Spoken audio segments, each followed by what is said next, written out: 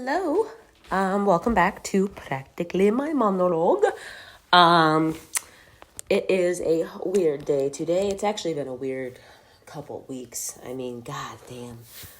I'm really, really sick of not being able to keep up with change. I mean, I think a lot of people could probably relate. I don't know, maybe it's just me, but I feel like ever since spring has started, nothing has ended. Like, whoop, had a rogue cat. I cannot, I have so many appointments, doctor's appointments and shit, trying to make sure all my stuff's good. My work schedule keeps being flipped around, and then I'm working nights, which I'm not used to working nights, even though when I was 18, 19, 20, I usually work nights, and then for the last, year and a half, 2 years, I've been working all morning, so now I'm switching back to that. I've talked about being neurodivergent on here and having ADHD and trying to find that balance of, like, my medication. I'm on Adderall, and I'm trying to get a right schedule going, take it this day, not this day, trying to not to get a dependency on it and everything, but then everything keeps flipping around, so I can't keep a straight schedule with shit, and it's so irritating. It's just so stressful, and it's so annoying, and I'm just burnt out, and along with everybody else is burnt out. I mean, I'm really sick. I just saw this video. It's one of those, aesthetically pleasing videos with some guy with a six-pack, and he's in the forest eating a mango, and it's like, you gotta live your life. And it's like, yeah, right? But he did have a point. It's like, we are normalizing being burnt out. It is not normal to be in your 20s, in your 30s, being fucking exhausted, working a 9 to 5, hating your life. That's not cool. That's not normal. That's not something that I think is cool or normal. And I don't want it to be a part of my life. I'm not working a 9 to 5, so I already got that, scratched off. But it's like, I wait tables, and I'll get pissed. Like, I had a really bad day on Wednesday. If you hear thuds, those are my cats play fighting. So enjoy. I had a stressful day, and, my boyfriend and a couple of the girls there were just trying to tell me, it's like, it's a job. Don't worry about it. It's a job. You'll be okay. The day is going to be over. It's like, you know what? I'm right. They're right. It's like, and I'm right. They're right. It doesn't fucking matter. Like, I can't believe that I'm mad at myself for getting stressed out about waiting fucking tables. It's like, why am I getting stressed out about waiting tables? Why is everybody so fucking, everybody's just so stressed, and for good reason, of course. But I mean, how is nobody not going to be stressed with all this shit going on, But I mean, I'm people pleasing at a fucking restaurant. That's my life right now. Like, do you get where I'm coming from? Where I'm just like, I can't believe that this is the shit that I'm worried about. Like, I guess I'm glad, because it shows that I guess maybe my life's maybe easy in a certain way, which yay. But come on, like, I should not be getting mad about this. Like, it doesn't fucking matter. None of this shit matters. Like, none of it matters. It's so irritating to have it constantly perpetuating you that it matters. It has to be done this way. It has to be done this way. And maybe because of my trauma, I'm more susceptible to being a very avid people pleaser. And when I can't please in the way that I wish that I could, I feel like a failure. And I feel like I've done something wrong. And that, of course, is hell to feel that, and to feel that amount of stress, and to put yourself under that amount of stress, just putting yourself, like, I do this to myself. And it's unfortunate because I know what it's from. I know that I had to do people-pleasing tendencies and fawn over my mother. She's a narcissist. That's what they need, and that's what I needed to do to survive. Hello? Good Lord. And I know that about myself, but watching it translate into the real world is really fucking me up. And it's in a good way. Like, I'm learning as I go, right? Which is exactly what everybody else is doing. I'm not doing anything wrong. Have to remind myself and you guys that you aren't doing anything wrong. Timing's weird. Life is weird. Everything kind of blows at the moment when it comes to, I mean, I think we can agree with, like, money, with work, stress, the summer's coming, and if you guys have kids, you have to watch them all summer or find some sort of care for them. Like, and it's stressful. Shit is stressful. Yeah, I just watch myself do the things that I used to have to do to keep my home life in order, and how they don't serve me anymore. And I have a poem about that. Maybe I can find it here. Let's walk over to the bedroom since my cats have been deciding to eat my papers. Yeah, I have a poem about that. I have all these old instincts, and I think that a lot of people with trauma have old instincts, pardon me, that they are using that no longer serve them. And that's something that's really, really hard to get rid of. I work on something in therapy called my wall. And I think I've actually talked about it on here. The wall with all the mossy, gross bricks and everything, and how they're built up of different things, like my problems with coping with change, with fear of the unknown, and not having the confidence to get through the unknown, shit like that. But like I was saying, instincts, I'm trying to keep myself organized here. Yeah, I'm watching myself do these things, and they're not serving me, like trying to make sure that we put this in a way that makes sense. Trying to ensure that everything is perfect is not going to happen. It's not going to happen. I have to accept that that's not going to happen. There's so many thoughts going through my head. Let's take a deep breath.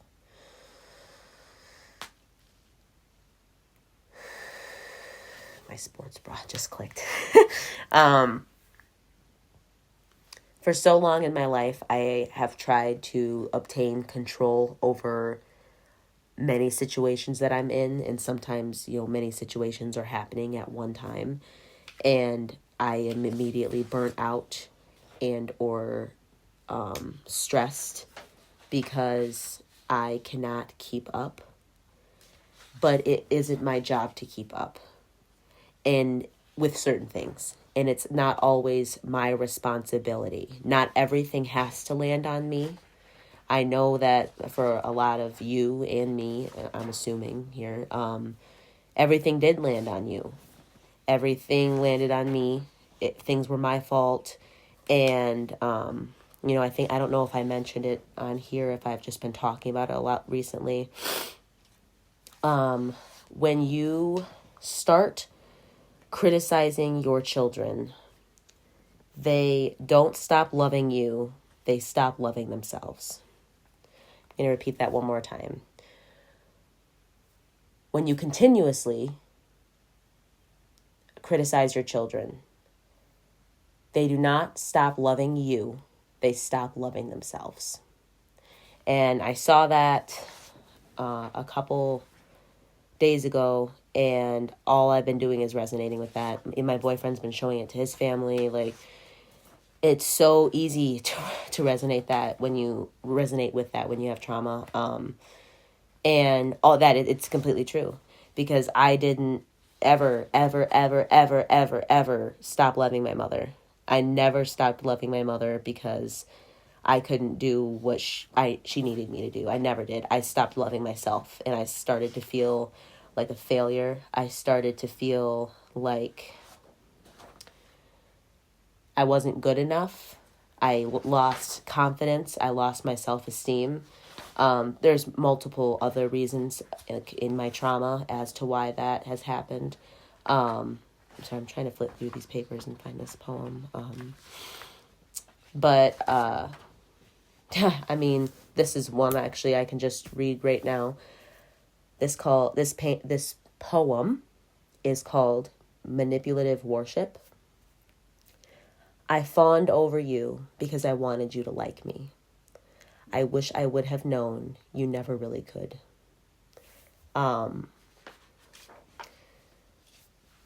And it's like, I'm just sitting here, and of course, I don't know about you guys, like with that quote, I don't know if my brain just runs a mile a minute with like examples and things that happened to me in my childhood. And I'm not even going to get into those, but it's It's really upsetting. It's really upsetting to sit here for years wondering why I can't do anything. I'm stupid. I can't get this through my head. Why can't I fix my behavior? Why am I doing this? Why? And to not know the answers for these questions and to later find out that none of it was your fucking fault. It's like people want to say that feeling is freeing. And although it is to a certain degree, it's not. Because now you really realize how fucked up your brain is and how your neural pathways are literally in shambles because you have been manipulated by somebody your whole entire life into believing the shit that you were doing was all your fault because a grown woman or a grown man could not take accountability. It is not as freeing as everybody wants it to be. And it's not as freeing as people would like to believe, you know. It's really stressful because I constantly am trying to fix myself and have to also fix how I'm speaking to myself. Like just then, like, look at that. Like, there's nothing wrong with me. I don't need to fix anything about myself. I just need to practice different techniques and perhaps get rid of old habits, you know. But then being raised in a way where, and this can be it doesn't just have to be with your parent being a narcissist. I mean, you could be with addicts, you could be with a compulsive liar, you know, your mom could be bipolar, you know. And there's a whole bunch of different reasons for why people act the way they act and they treat their family the way they treat their family. But at the end of the day, I don't know, I kind of lost what I was talking about, but yeah, it's just not as freeing, and it's a lot of fixing yourself and talking here I found it, talking nice to yourself and trying to remember to do that, like kind of going back on the wall thing. Up until that wall, I was so used to going down the same path of beating myself down, annihilating my self-worth, getting rid of my self-esteem. And I just and keep going and then just pushing shit away. I mean, I was thinking the other day about how many surgeries I've had because I just went under a very normal procedure. It was like a 10-minute. They knocked me out with propofol to do a scope down my throat to check out my stomach because I've had stomach issues for so long. And I'm thinking, this is the 4th time I've been knocked out. This is the 4th time I've gone under anesthesia. I mean, this time I wasn't getting cut open, but other times I did. And I was 16, 18, and 20. And no one, it was really traumatizing. I mean, for me, especially being 16 and going under, it's like I was scared about not waking up, you know, and I think a lot of people can be. And with the other surgeries, I was getting drilled into with my bones. And all my mother could seem to do was make it about herself, which it's... And this is what I'm saying. It doesn't have to be just a narcissist or an alcoholic. It can be any person that has any person that is emotionally unavailable, especially towards their children. And to make shit, it's like, so that shit didn't even feel like it happened to me. It feels like it was a family. It's like, no, what do you mean? My bone got drilled into when I was 18. I was working at a liquor store and I was still bagging bottles of booze, ringing people out for months. And like, I'm realizing I forgot about all this shit. Like, and of course you don't need to go back and dwell on everything, but it's like, I didn't even get to fucking process that. She did, you know, like I didn't even get to sit here and be like, holy shit, back to back, July 2023 or some shit, July 2022. And then July 2023 or 2024, I break the shit again, but different wrist. It's like, what? And I should be allowed to process that. Like, and I just didn't. And because I didn't have the time, I was in survival mode. So these instincts are not, I now I'm still not processing shit because I'm used to just letting bad things happen to me and then letting them go. When really I need to process that shit so I can move on happily and healthily. And it's so crazy. And I know I always say that, and I say that it's so crazy so much, but it's because I cannot understand the process of treating your children this way. And then they end up like me, which is great.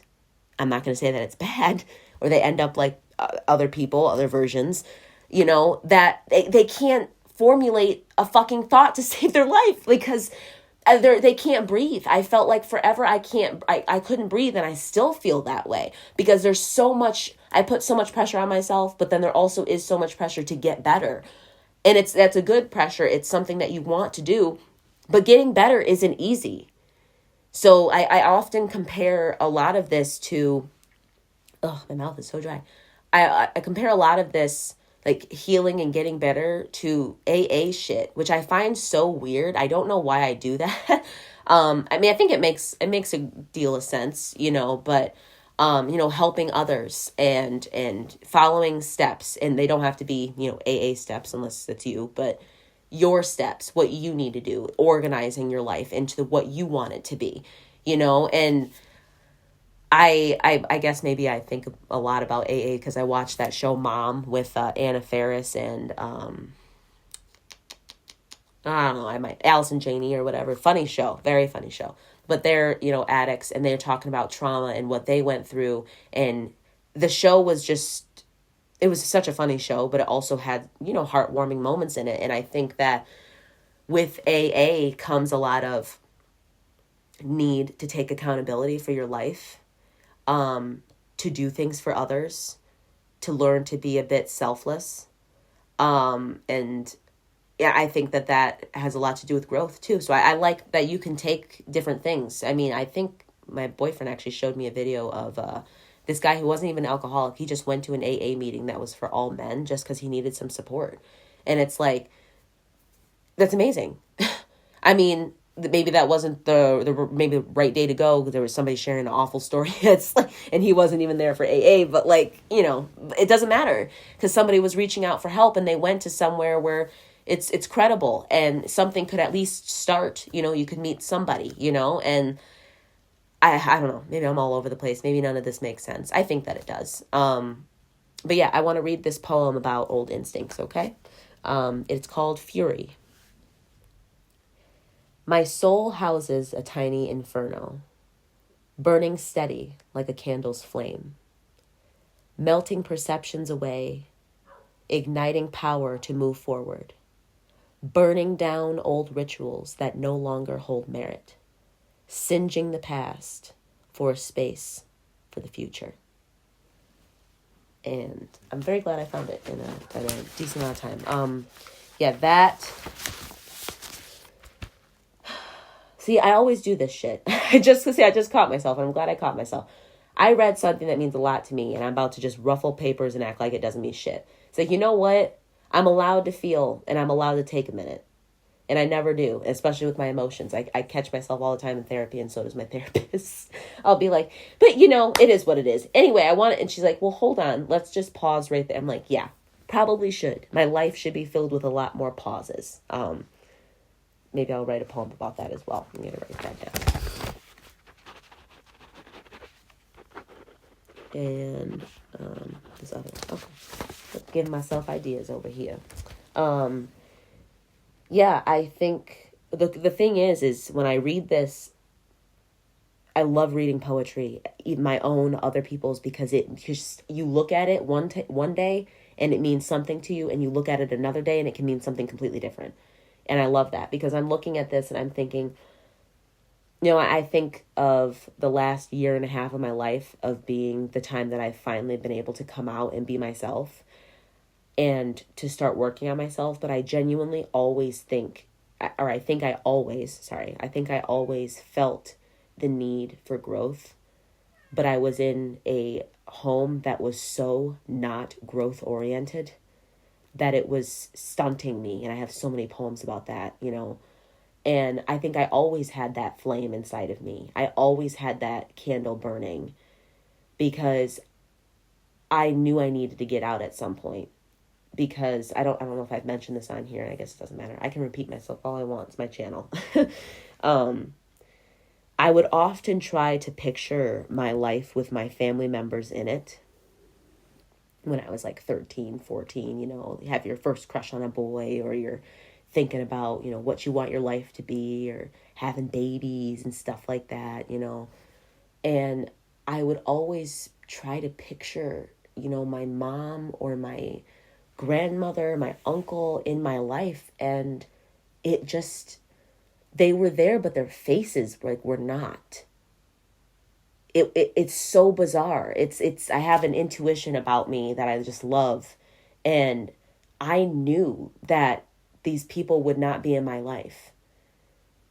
I knew I wanted to write poetry my whole fucking life. And I wrote stories. I was in acting. I read so many books, so much poetry. So it's not like I ever strayed away. So I think that was always my calling. And I've always kind of done it in a different way, besides actually sitting down and writing a book and stuff. But yeah, that inferno, that tiny inferno burning steady, has always been there.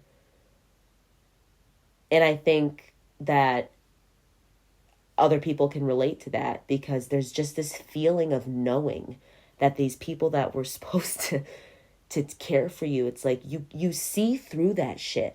People don't give children enough credit. It's like, I see through your bullshit. Me and Kyle talk about this a lot.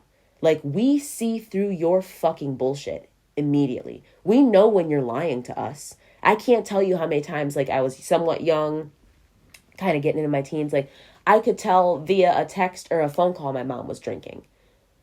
And I often, I might talk about that in a minute, just alcoholism in general. And to not protect us from that. It's because when you're a child, I think everyone can have one moment when they were a kid when they really thought they experienced something magical. And that you felt like, hey, do I have a power? And it's not that maybe you necessarily had a power. You just had better intuition than maybe somebody else. Or maybe you do. Or maybe you just have that one special ability to know when rain's coming. Whatever the fuck. But you know how perceptive and intuitive children can be. I mean, look at a mother and a baby's relationship.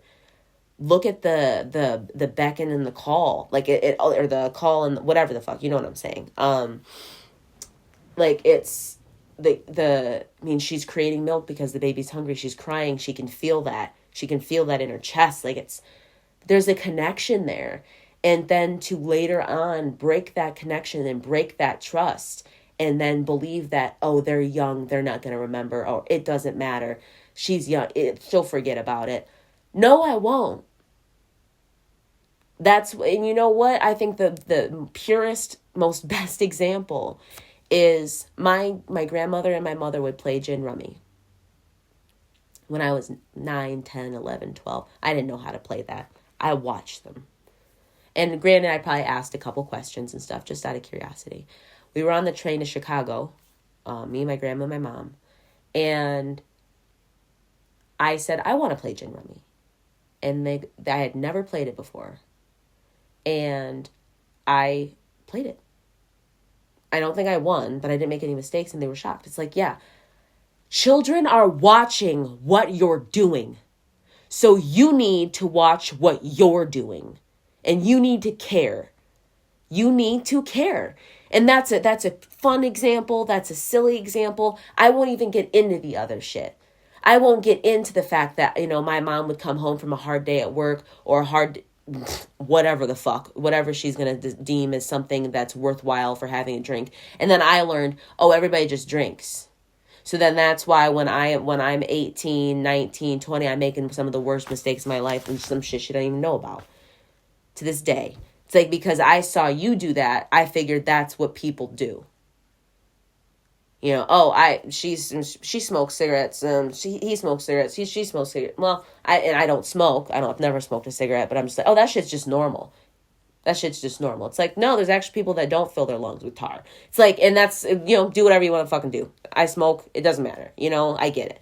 I get that everybody has their vices. But not even, like, I want to sit there and I want to explain that to my kid. You know what I mean? Like, be like, yeah, that's off. It's kind of stinky, isn't it? That cigarette. People smoke those because they calm them down. And they're not really the healthiest thing to calm down because I'm sure me and my kid will have a healthier way of calming down that isn't smoking cigarettes. But like, and I'll be like, but we do this. Or you know how mama will go for a walk sometimes and leave you with dad so she can calm down? Like we do that. But that's just someone else's way of doing it, is smoking a cigarette. Or they really like them and sometimes they like them too much. To sit there and explain something to somebody and not just have them go off and about with all of their thoughts. Sit down and that's fine when you're a kid. Your kid is going to have imagination. It's going to run wild and they're going to assume things and make things up. But to not explain certain things to them, to not explain the dangers. And, me and a friend and also Kyle at separate times, I was talking to them and I was saying, and they were telling me all the lies in their childhood. It's like, yeah, I'm lied to, I'm deceived, I'm treated as though I'm less than because I'm smaller and I'm not an adult. That's how I think a lot of people can feel that way. But I have feelings too. I'm a little person and I want help. I want attention. I want to talk. And it's like, what? I don't know. I don't even know how I got on top of that. It's just, oh no, kids are watching. Like, kids are watching. Kids are paying attention to what we're doing. And it's important to set that example and to not have a good example. To have faulty guardianship is extremely damaging. And this is why I talk about it. This is why I come on here and I talk about my struggle and I try and make it relatable for you and have like kind of open-ended questions, because I'm sitting here and I'm confused. It's like some shit went down one day and then my life flipped. And then I've just been trying to collect all of these pieces for the last year and a half. And for some reason, I keep stumbling on the fact that it's not really what I want to be doing. It's what my trauma keeps make me do. And I have to stop that. But it's really irritating because I didn't do it to myself. And now I'm fixing somebody else's work. They say with a narcissist or, other family members, whoever, it's like they are the type of person that will put everybody around them in therapy except for themselves. And it's just, it's diabolical. I can't stand it. And I try and keep this as, I'm very personal with it. I like to be personal with it, but I try to keep it, like I said, open-ended because this isn't just about my narcissistic, alcoholic, abusive mother. It's about your bipolar father. It's about your narcissistic father. It's about your father or mother who's an immigrant and they have a very traditional way of thinking that didn't help you when you were going through a hard time when you were 15. And then from then on till you got older, you kept fucking up because you didn't have the support. It's not just about one thing, one way. Just like I say about poetry, it can be interpreted in a whole different light. And I hope that is coming across here because, I'm not just trying to sit here and, spout my woes and woe is me. Look at what happened to me. It's like, I'm to a certain degree, sure. Look at what the fuck happened to me because I can't believe it either. But it's also, hey, did this happen to you? Hey, did that sound weird to you too? It's so difficult sometimes. And then I'm, like I said, bringing it back to what we had begun talking about. There's so much change going on in my life. And I can't help but wonder if I had a very good role model who was able to take charge of change and tell me it was a positive, maybe this wouldn't be so hard for me. And I think I'm trying to grasp that. And there were moments in my childhood where, sure, I will say this. Here's a disclaimer. Here's the disclaimer for any future people that know me or family. There were lots of moments in my childhood where I had a lot of fucking fun and I felt loved. Okay? There were. There were also a lot of other times where I didn't. And this isn't the whole, well, parents, they try. It's like, nah, my problem is y'all knew what you were doing was fucked up. That's why you guys are guilty and shameful and drink. And you didn't do anything to help the children. That is my problem. My problem is being lied to. My problem is being abused with family members knowing and nobody doing anything about it. That's where my problem is, because I can understand that parents make mistakes. I can understand that parents are people too. I can understand that people struggle, and sometimes that person struggling can be your parent. I understand that. But to not get the help you need and to not take any accountability for your actions towards your children and how they have negatively impacted them, that's what I have a problem with. I can sit here and talk all about how me and my mom were water park fanatics, and we would go to water parks. We would have a whole bunch of fucking fun on vacation, get fudge from Mackinac, road tripping to Virginia Beach. But I also can tell you that my road trip to Virginia Beach, I was anorexic with a very hyper-focused, almost OCD type eating disorder, where I was vegan, but also starving myself. So I had to bring a cooler of food. And my mom was helping me with that, but also getting wildly irritated. Why is it my fault that I have an eating disorder? Why is my mother mad at me on a vacation, telling me I'm ruining her vacation because her daughter has an eating disorder? It's like, sure, I could have been bitchy on the trip, for sure. Totally could have been in a mood.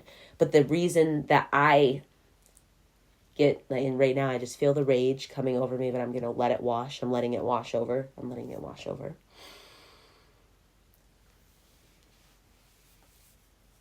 I could never do enough for this woman. And I always think about the time with my eating disorder, because I was this podcast is so weird. I don't know, but I'm having a lot of fun doing it. And I feel like maybe it's fun to listen to. Who knows? 15, 16, I developed anorexia. I lost a lot of weight very quickly. I lost my period for a short amount of time. My hair was thinning. I was in high school. I was vegan. I would go to the gym every single day. I would not allow myself to get off the treadmill until I burned 1,000 calories. I was saying horrible things to myself. I treated myself horribly. And all I got from my mother was rage and irritation. Even when I said I was scared and I don't know what I'm going to do, it feels like my mind is crazy and I can't stop this. And I said, maybe I need to go to a doctor.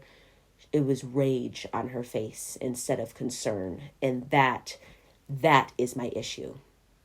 That is my issue. I mean, because everything is affecting her. Oh.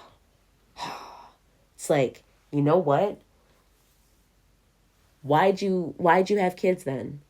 And also, why was I looking for that type of control? So going back to control about and see, it all is connected. I don't know why I apologize for like talking about what I want to talk about. It is all connected, because I had an eating disorder because I felt completely out of control in my home. There were no boundaries. There were a lot of other things that were happening that I have another podcast that's actually already recorded, but I don't know if I feel comfortable posting it yet. So there was weird shit going on. So I didn't feel necessarily like I had any control. I had control over me and I had control over my body, and that's what I did. So, and then my obsession with control, especially now since I'm out and I have a boyfriend, but I will say I'm alone. And I'm trying to deem things as like, okay, do I need to worry about this right now? Or can I set that aside? I can't do that. And I have ADHD. I have severe trauma. And while growing up, I'm sure I had ADHD. And instead of anybody helping with that or anybody just accepting that maybe my brain worked a different way, it was rage towards me. Anger towards me, frustration. Come on, let's go. Hurry. Why? Why are you doing this? Why? Instead of compassion and understanding that my brain's different and you're the one who caused it. Maybe not the ADHD, but the trauma and the rage responses that I would give back. You told me this is how you, I mean, can you imagine not being heard your whole fucking life? And then you get into arguments with the same person over and over again? You're going to rage out. There's reasons why kids feel the reasons they feel like they feel angry, they feel upset. Like, and it's okay to feel that way, especially when you're being abused. But yet that was never looked at from my point of view. It was looked at as though I was wrong. I was wrong. I shouldn't be treating my mother this way. I can't believe you said that to me. It's like, I can't believe that you said that to me. I can't believe that you said I'm a lazy bitch, I'm a lazy cunt, I'm lazy like my father, and I'm a loser. I can't believe you said that to me. You know? Is that okay? Is that all right? Like, is that, like, that's what bothers me. And that's that old type of traditional thinking, I think, where you need to respect your elders. And it's like, no, not all of them. Because if you're just going to abuse me, overstep boundaries, and ruin my peace, you can get the fuck out of my face. You know what I mean? Like, leave. Goodbye. Gone. You're done. Yeah. And then you're trying, I myself am trying to gain all this control over my life. And with all of this change, I can't have control. Something that I talk a lot about with my therapist is the black and white. I'm always black and white, black and white, black and white. Not literally, haha. But like, actually, yes, literally. But anyway, I'm constantly looking at things from this area or this, not the possibility that they could coexist. The gray area is very uncomfortable for me because I don't have control. I can't deem it as, I can't say that my work schedule is this or it's that because I don't know yet. So I'm in the gray. I don't know what my results are from my stomach biopsy or whatever the fuck. So I'm worried and then I'm not, but I don't know. So should I be worried? Okay, now I'm in the gray area. It's uncomfortable for me, and it's uncomfortable not being able to control the things that you want to control. And it's kind of this feeling of being lost and being completely just tangled. I saw an image that really represented what I thought. It was a whole bunch of different color strands of yarn, and they were all bunched up. And then it said something about, it could be anything, therapy, working on your nervous system, growth. And it separated all those strands and put them in their own little piles.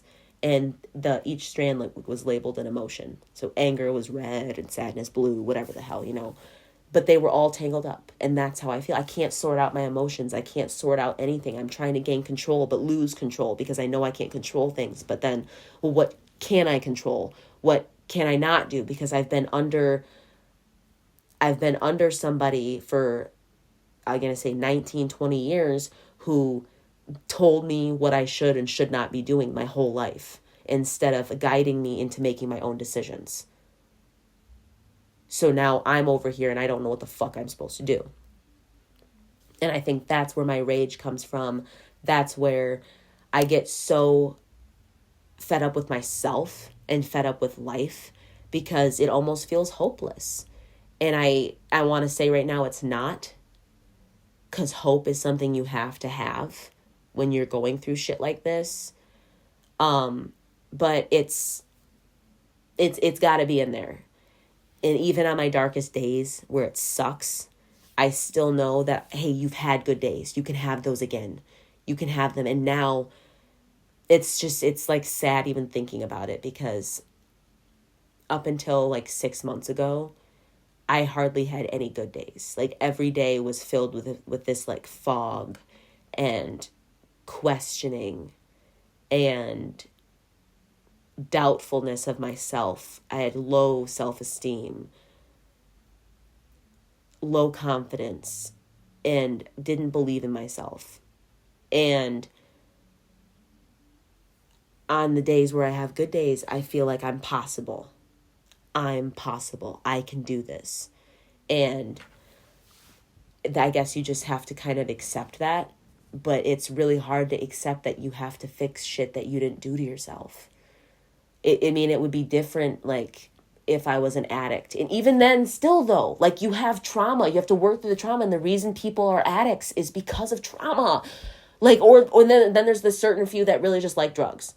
But, like, it's because of trauma. And it's, people are willing to put needles in their fucking arms. Not even just their arms. People shoot up in their dick, in their neck, in their face. Or they're smoking crazy stuff. They're doing whippets. They're doing horse tranquilizers. I mean, because they don't want to think about the shit that happened to them. And it's so upsetting. And then I'm over here and I'm not doing those things. And I still can't get it sometimes. And it's so hard. And then to think that, you know, maybe if that person hadn't done that to you, or if your aunt would have stepped up and done that, or if your mom would have stopped talking like that to you, like anything, maybe you could have been a little bit better. This could have been easier for you. But like, there's a level to which you can't really think of it like that, because it's counting the whats, the ifs, the buts, and you can't do that because it's just, you can go forever. And then. But then you get so mad. Like, you tell me, like, leave it in the comments or message me, whatever. Like, I get so frustrated because I sit here and I look at my life and I look at what I want it to be. And if I could have had a better upbringing, I could have gotten there. But because some selfish, crazy bitch wanted a kid, I'm here. Okay. Heard. Got you. Okay. All right. Like, it's just stressful. It's very stressful. I'm glad that I have somewhat of a support system, and I have outlets. You know, in my gym outfit right now. I didn't even plan to sit down and talk to you guys today. I knew that I wanted to. I knew that my uploads have been getting like kind of 2 weeks apart instead of 1 week. And like I said, I did have a podcast that was recorded. But it's just a bit of a heavier one, even though these are all kind of a little heavy. And I just didn't know how I wanted. I don't know. I have to re-listen to it, and then that's kind of painful. So, I don't know. We'll see. And I really hope that the change kind of simmers. And if you guys are feeling that, I hope that things kind of settle a little bit for you, and we can go nicely into our summer and have a little bit of a calmer time. Just so much shit. I kind of just like outline like a week in my mind, and then every day is just filled up with shit, and you have to work around stuff. And I don't know, it's really just being an adult. I know that, but you know, I didn't have the best examples, so it's hard to manage things for me. And also being neurodivergent on top of it is difficult. I was going to talk about drinking. I'll mention that. I'll talk about that real quick, and then I'll head out for you guys. But, yeah, I'm thinking, because I was talking about kids, seeing things, and you're leading by example by having children. And like with drinking and with, outbursts, like I thought that was the proper way to behave and to handle things. So for a long time in my life, I did that. And I don't know. I'm going to mention something right now because I feel uncomfortable, and I don't usually, so I'm practicing this. I feel uncomfortable because I feel like I was trying to end this, and then I ended up talking about something else. But that's okay. I'm going to talk about this, and then I will head on out. Because it was something that I had talked about, and I said I wanted to talk about it, so I'm going to talk about it. See, these are the things I go through in my head.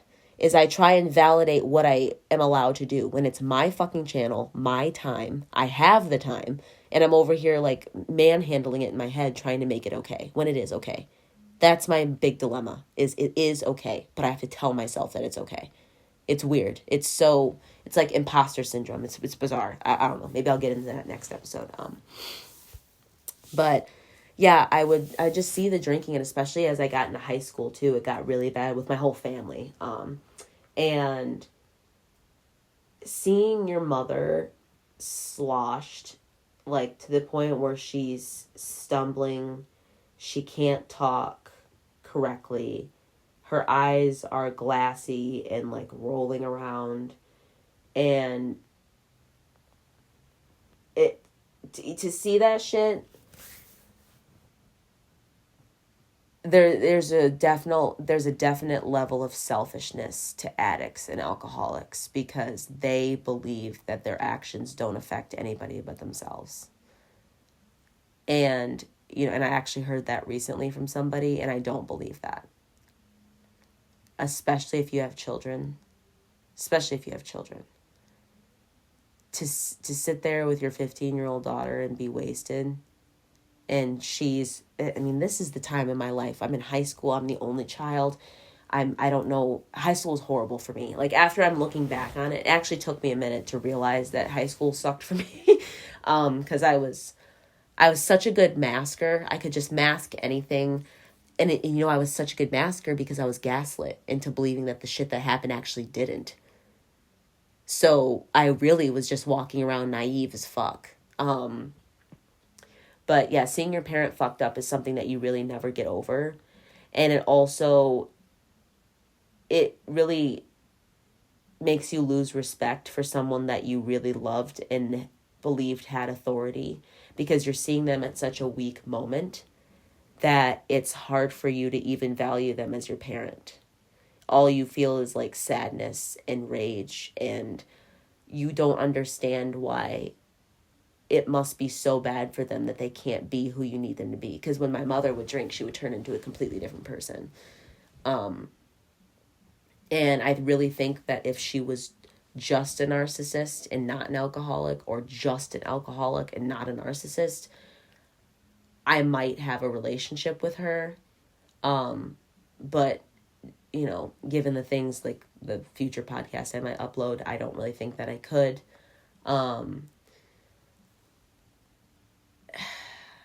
Narcissism and addiction go really hand in hand, because narcissists are typically very insecure people with lots of guilt and shame, and they use substances to mask, to get rid of the pain, and then they also can increase like an omnipotent attitude, which just means that they feel like they're the baddest bitch, they're the coolest dude, like and it fuels that narcissism even more. I mean, if you look at, like, I always think about like Wall Street or like New York, and I think about high class businessmen, fancy motherfuckers, or CEOs that have like a coke problem, that are like on top of the fucking world. That's like the extreme that I think of, but it makes sense, and of course someone having a personality disorder and mental health issues is also going to want to self-medicate. And I'm not someone who doesn't do that. I mean, we all see my fucking thumbnail. I smoke marijuana, but I don't drink. I don't smoke cigarettes. I try and take my breaks from weed. I try and take, lung breaks, tolerance breaks. And I don't do no wake and bake. I don't do that shit. I try and be very intentional with my consumption. Sometimes I guess that's faulty, but I'm 22 and I got trauma, so give me a break. It's like, at least I'm not drinking, because I remember when I remember even drinking when I lived in Florida, and I was just destroying my life. And I also know that myself, like, I would have totally ended up in jail. 100%, especially if I was with the wrong dude at the time being in Florida. Thank God I'm with Kyle. I love Kyle. He's the best thing that's ever happened to me, and I feel just so free to grow and do my own thing when I'm with him. And all he does is just support me and give me some advice, when I want it or need it. But we make such a great team. So shout outs to my man's Kyle. Love him. Love my baby. But anyway, drinking and everything, yeah, seeing your mom fucked up is really shitty, and then you need her when you're a teenager, and then she's just starting to resent you even more because also with a narcissistic parent, especially with a narcissistic mother. They're jealous. So this is a chick that's trying to have my friends be her friends. It's embarrassing. Not even to mention that. It's fucking embarrassing. It's embarrassing to have your drunk mother awake and bothering your friends. It's worrisome too, because there'd be so many nights where she'd just be like screaming or moaning or something in her room, and she's alone and it's dark, and it's just like, and it didn't make any sense, and there were so many questions that I always had. And I think that any child of an addict or an alcoholic can really understand that it's just so many questions. You don't understand. You don't get it. You don't. Why can I not make you happy enough? Why is it that you always want to do this instead of doing something else, drinking or using, or like, why can't we go home from grandma's because you want to finish drinking with your brother in the garage? Why can't I go home and sleep in my own bed? And then why are you making me out to be the bitch because you drank too much and you won't take your daughter home? Like, it's crazy. And again, it's not just a narcissist. It's just an addict. It's a selfish addict. They can do that to their children too. And it's all trauma. So like, that's kind of where I've been going recently with all this change and with all this turmoil in my life. I've realized I don't really have time to be pissy and angry at my mother anymore, nor do I necessarily want to. I'm always going to have my moments, and I'm totally allowed to. It's 100% valid. The chick did a lot of fucked up shit. But, like, my mother is completely traumatized. I don't even know much about her upbringing. I know what I know. But, not good. And then don't bother to break the cycle, just decide to get pregnant. It's like, and of course, but she doesn't know any better. She never saw anybody else try to get better. You know what I mean? So it's just this cycle of using and abusing and drinking and lying that is prominent in so many families. And for some reason, people are just now waking up to the fact that it's fucked up. Like, everybody's just now saying, like, hey, maybe we shouldn't be doing that with our kids. It's like, hey, maybe we shouldn't show our kids that. Or, hey, why don't we be honest with them and tell them? It's like, just now everybody's waking up. And it's so unfortunate because there's so many people my age now and the millennials that are cutting off their family because it's too late now. If you can't take accountability, if you can't accept that your child had a different upbringing than you believe that you gave them, then that's your problem. Because that's not you being a good parent. That's you being a defensive parent who often also seems like you have something to hide. It's like honesty, I guess, is something that's becoming very prominent to me, as well as being very important. And it always has, but honesty, especially with your children and explaining things to them, is so important because we sit there and we look at you. We see what you're doing. We see your behavior, and it's not cool. And then I also can't help but wonder, it's like with all the drinking that families do, and it's like it's also deteriorating your fucking brain. It's fucking up your head to probably make you even more crazy. So it's just not doing anybody any favors. So I'm so glad that people are becoming more, Cali sober and shit, because it just, even walking into a bar, I hate walking into a bar. Like, I have a poem about, and it's called Alcoholic, and it says, when alcohol touches my tongue, I begin to feel like you. I'm immediately sickened.